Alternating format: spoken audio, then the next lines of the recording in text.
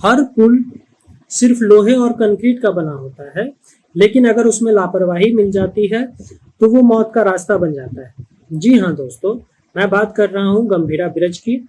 इस ब्रिज का काम 1984 में चालू हुआ था और 1985 में ये जनता को सौंप दिया गया। इसका मकसद था आनंद और वडोदरा के गांवों को जोड़ना। 900 मीटर का लंबा पुल 23 पिलर पर टिका था, लेकिन वक्त के साथ स्ट्रक्चर नहीं, सिस्टम पुराना हो गया। हम लोग जो जानते हैं कि ये जो गंभीरा ब्रिज का जो हादसा हुआ है, ये कोई अचानक आई आपदा नहीं थी। इसकी चेतावनी 2017 में दिया गया था। कहा गया था कि पुल कमजोर है, 25 टन से ज्यादा हेवी व्हीकल इस पर नहीं जा सकते हैं। लेकिन सिस्टम सोया रहा, फाइल चली, सिग्नेचर हुए, लेकिन स्टील के अंदर घुस चुका था तो करप्शन, कंक्रीट के नीचे दब गया था सच।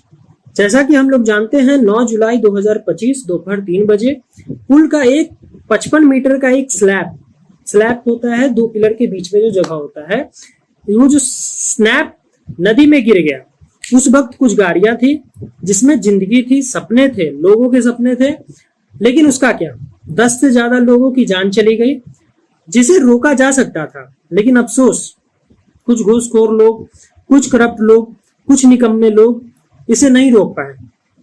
एक ब्रिज गिरने में सिर्फ स्ट्रक्चर नहीं गिरता, भरोसा गिरता है, विकास का, नारा का, और सबसे बड़ा आम आदमी का जिंदगी खत्म हो जाता है।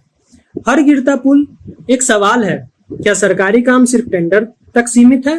क्या मेंटेनेंस एक फॉर्मेलिटी बन चुका है? जब तक करप्शन होगा तब तक ऐसे हादसे होते रहेंगे, क्योंकि आज के दौर में इंसान की जिंदगी की क्या ही कीमत रह गई है। या तो कीड़े के बराबर, या फिर 4-5 लाख मुआवजे दे दो, फिर बात खत्म, काम खत्म। इतनी बड़ी जनता है, अगर 10-15 लोग मर ही जाते हैं तो क्या फर्क पड़ता है? सिस्टम के लिए ये सिर्फ एक नंबर है। कुछ दिन तक न्यूज चलते हैं, कुछ हेडलाइंस बनती हैं, फिर वक्त के साथ सारी आवाजें, सारी जिम्मेदारियां, सारी इन्वेस्टिगेशन फाइल्स या तो डस्टबिन में, नहीं तो सेल्फ में दब जाती है। जो पुल करोड़ों में बनता है, उसका हिसाब पैसों में नहीं, लोगों के जानों से चुकाया जाता है। इस हादसे से सिर्फ एक पुल नहीं, पूरी सोच गिर गई है। जब तक सिस्टम में जवाबदेही नहीं आती, जब तक ऐसे पुल गिरते रहेंगे और हम देखते रहेंगे। इसीलिए बोलते हैं कि एक की जिंदगी दूसरे से जुड़ी है।